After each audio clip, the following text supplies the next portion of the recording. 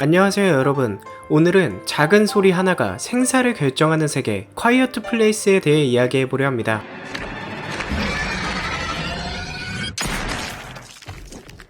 (2018년에) 개봉한 이 스릴러 영화는 소리를 통해 인간을 사냥하는 외계 생명체로부터 한 가족이 생존하기 위해 고군분투하는 이야기를 담고 있습니다. quiet place는 에밀리 블런트의 남편이자 우리에게 미드 오피스의 짐 헬퍼트로 얼굴을 알린 존 크레신스키가 연출한 세 번째 작품입니다. 이 영화는 단 1,700만 달러의 제작비로 시작해 무려 20배인 3억 4천만 달러, 하나로 약 4,700억 원의 엄청난 흥행 수입을 기록했습니다. 이처럼 저예산으로 큰 성공을 거둔 영화는 드물지만 quiet place는 블레어 위치 프로젝트, 파라노멀 액티비티, 소우와 같은 영화들처럼 예산 대비 흥행에서 큰 성공을 거둔 사례로 자리매김했습니다. 이는 같은 시기에 개봉한 대형 블록버스터 영화들과 견줄 만큼 인상적인 성과였습니다. 평가는 로튼 토마토 96%의 신선도를 기록했으며 메타크리틱에서는 82점을, IMDb에서는 7.5점을 받았습니다.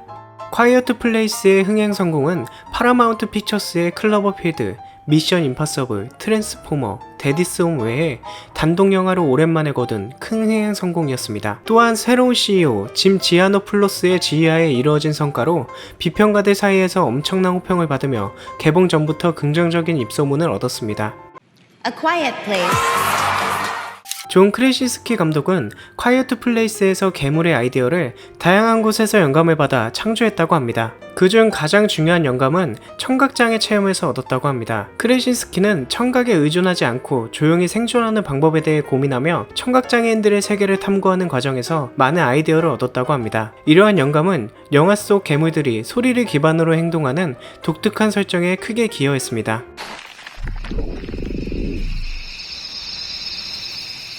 괴물들의 외형은 에일리언을 디자인한 HR 기거에게 큰 영향을 받았다고 밝혔습니다. 이러한 영향은 괴물의 디자인과 움직임에 직접적으로 방영되었으며 이처럼 다양한 영감의 원천은 quiet place의 괴물들이 관객에게 더욱 리얼하고 독특하게 다가오게 만드는 중요한 역할을 했습니다.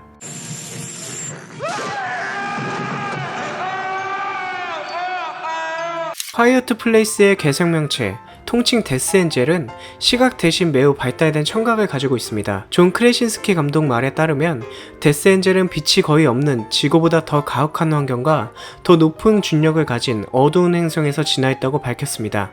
이러한 환경에서는 시각이 필요 없었고 대신 청각이 주요 감각으로 발달하게 되었죠. 또한 이들은 지구에 침략하기 위해 온 것이 아닌 자신들의 행성이 파괴된 후 생존을 위해 소행소행에 탑승하여 지구에 불시착한 생명체라고 합니다. 데스엔젤은 매우 예민한 청각을 자랑합니다. 이들은 소리 자체를 견디지 못해 소리를 내는 모든 것들을 제거하는 것을 목적으로 합니다. 이는 괴물들이 생존을 위해 인간이나 동물을 먹는 것이 아니라 단순히 소리를 제거하려는 본능적인 반응이라고 합니다. 이에 걸맞게 20Hz 이상의 주파수 범위의 소리를 감지할 수 있으며 박쥐, 돌고래와 같이 이를 통해 주변 환경을 인식하고 사냥하는 데 쓰이고 영화상에서 수백 미터 떨어진 위치에서 소리를 듣고 쫓아오는 모습을 봤을 때 탐지할 수 있는 범위 또한 엄청나다는 걸 알 수 있습니다. 크레신스키 감독은 이 괴물들을 진화적으로 완벽한 기계로 묘사했습니다. 그에 걸맞게 데스엔젤의 외피는 총알도 막아낼 수 있을 정도로 단단하며 최대 시속 300마일의 속도로 매우 빠르게 달릴 수 있습니다. 킬로미터로 환산했을 때 약 483km의 속도이며 이는 고속열차나 스포츠카보다 빠른 속도입니다. 하지만 이런 완벽에 가까운 데스엔젤에게도 단 한 가지 약점이 존재하는데요. 바로 특정 고주파 소리에 의해 머리 쪽 외피가 열리며 내부의 약한 부위가 드러나게 되는데 이 부분이 유일한 단점이라고 할 수 있습니다. 실제로 quiet place에서 데스엔젤의 사운드 디자인은 벨루가, 돌고래, 박쥐 같은 고주파를 사용하는 동물들의 울음소리를 조합하여 만들어졌고 데스엔젤의 에코로케이션 소리를 만들기 위해 스턴건을 사용하여 포도의 껍질에 전기 충격을 가하는 소리를 녹음한 후 이 소리를 느리게 저생하여 만들어졌다고 합니다.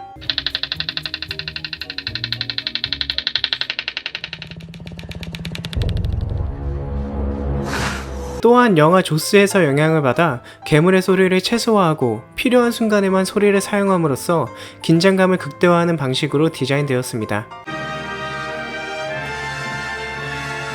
존 크레신스키는 그가 맡은 리 에버스의 포스트 아포칼립스 장르에서 자주 등장하는 생존자와 보호자의 역할에서 영감을 받았다고 합니다. 특히 더 로드와 같은 영화와 소설에서 보여지는 부모와 자녀 간의 관계는 리 에버 캐릭터 설정에 큰 영향을 미쳤고, 이러한 관계는 크레신스키가 콰이어트 플레이스를 가족영화로 만들고자 하는 데 있어 핵심적인 요소가 되었습니다.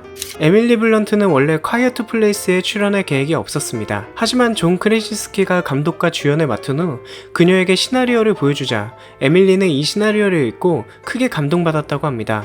이후 그녀는 자신이 이 역할을 맡겠다고 결심했다고 하죠. 이와 같은 배경은 에밀리 블런트와 존 크레신스키의 현실 부부로서의 관계가 어떻게 영화의 심리적 긴장감과 정서적 연결성을 강화하는 데 기여했는지를 보여주었고, 실제 감정과 연결성이 스크린을 통해 관객에게도 전달되어 영화의 몰입도와 감동을 더욱 향상시켰습니다.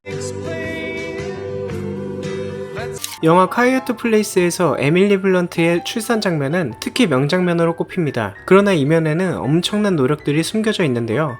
에밀리 블런트는 출산의 고통과 괴물들에게 들키지 않기 위해 소리를 내지 않으려는 공포를 동시에 표현하기 위해 좁고 차가운 욕조 안에서 수시간 동안 머물며 연기에 임했다고 합니다. 그 결과 단 한 번의 촬영으로 명장면으로 완성시켰고, 영화의 긴장감을 극대화하며 에밀리 블런트의 강인함과 모성애를 극적으로 잘 부각시켰습니다. 크레신스키 감독은 레건 에번 역할에 실제 청각장애인을 캐스팅한 것이 영화의 진정성과 현실감을 높이는 데 중요하다고 생각했다고 합니다. 그 결과 실제 청각장애를 앓고 있던 배우 밀리센트 시몬스를 만날 수 있었고, 오디션에서 뛰어난 연기력과 강한 존재감을 보이며 역할을 완벽히 맡다고 존은 확신했다고 합니다. 이러한 행보는 매우 긍정적인 영향을 주었습니다. 그녀의 연기는 청각장애인들이 주요 영화에서 중요한 역할을 맡을 수 있다는 것을 보여주었고, 다양한 배우들을 기용하는 것의 중요성을 상기시켜 주었습니다. 또한 영화의 특성상 실제 수화를 이용하여 대화를 하게 되는데, 그녀는 존 크레신스키와 에밀리 블런트에게 수어를 가르쳐 주어 영화 속에서 자연스럽게 사용할 수 있도록 도움을 주었다고 합니다. 콰이어트 플레이스의 초기 설정에는 아주 흥미로운 사실이 있는데요. 바로 클로버필드 시리즈와의 크로스오버입니다. 초기 제작 단계에서 각본가인 스콧 백과 브라이언 우즈는 콰이어트 플레이스를 클로버필드 시리즈의 일부로 만들어 당시 클로버필드 10번지의 인지도를 활용하여 관심을 끌고자 했다고 합니다. 그러나 최종적으로 파라마운트 경영진은 콰이어트 플레이스를 독립적인 작품으로 보고 이를 반대했고, 결국 클로버필드와의 크로스오버는 무산되게 되었다고 합니다. 에밀리 블런트가 영화에서 출산하는 장면을 포함해 여러 장면에서 인형이 아닌 실제 3개월 된 아기가 출연합니다. 이 아기는 쌍둥이 형제로 각각의 장면에서 번갈아 출연했다고 합니다. 또한 영화의 설정상 소리를 내지 않아야 했기 때문에 아기가 울지 않도록 하는 것도 큰 도전이었다고 하죠. 이로 인해 실제 촬영 중에도 아기가 울지 않도록 조심했으며, 이는 영화 속의 긴장감을 반영한 슈퍼 하이퍼리즘의 연기를 했다고 할 수 있습니다. 그리고 후반부에 등장하는 아기를 넣어두는 방음 처리된 상자와 산소 탱크는 영화의 설정과 맞물려 아기의 안전을 지키기 위해 고안된 장치라고 합니다. 데스 엔젤의 초기 디자인은 영화에 등장하는 최종 디자인과는 상당히 달랐습니다. 초기 디자인에서는 괴물들이 더 크고 악마처럼 뿔이 있는 모습이었습니다. 하지만 크레신스키 감독은 더 독창적이고 현실적인 디자인을 원했다고 합니다. 이 과정에서 스타워즈 감독으로 유명한 조지 루카스가 설립한 ILM과 협력하여 여러 번의 수정 끝에 최종적으로 청각 중심의 특성을 강조하고 시각적 공포를 극대화한 현재의 데스 엔젤이 탄생하게 되었다고 합니다. 콰이어트 플레이스에서 캐릭터들의 이름이 영화 내에서 직접적으로 언급되지 않습니다. 이는 존 크레신스키가 의도한 것이며, 이유는 긴장감과 몰입감을 극대화하기 위한 것으로 캐릭터의 이름을 언급하지 않는 것이 영화의 전체적인 톤과 분위기에 더 적합하다고 판단했다고 합니다. 하지만 엔딩 크레딧을 통해 주요 캐릭터들의 이름을 알 수 있습니다. 콰이어트 플레이스는 영화가 시작된 지 정확하게 딱 38분이 지나서 첫 대사가 나옵니다.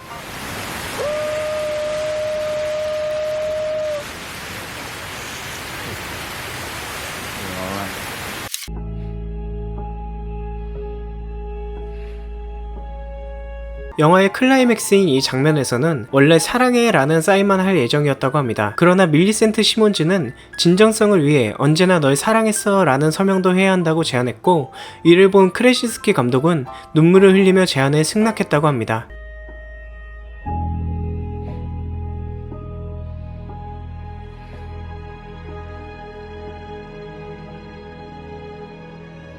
이번 영상에서는 콰이어트 플레이스의 흥미로운 사실들을 살펴보았습니다. 최근에 개봉한 첫 번째 날을 보고 1편을 다뤄봐야겠다 생각하여 영상을 제작하게 되었습니다. 많이 부족한 영상이지만 끝까지 시청해주셔서 진심으로 감사드립니다. 다음 영상에서는 데드풀과 울버린으로 찾아뵙겠습니다. Welcome here. You're not welcome anywhere. Now get the fuck out of my bar. Just give me one more drink and then I'll leave. Hi, Peanut. I'm gonna need you to come with me right now. Look, lady, I'm not interested. Unless you want to take a deep breath through your fucking forehead, I suggest you reconsider. Who knows if you live or die? Let's fucking go.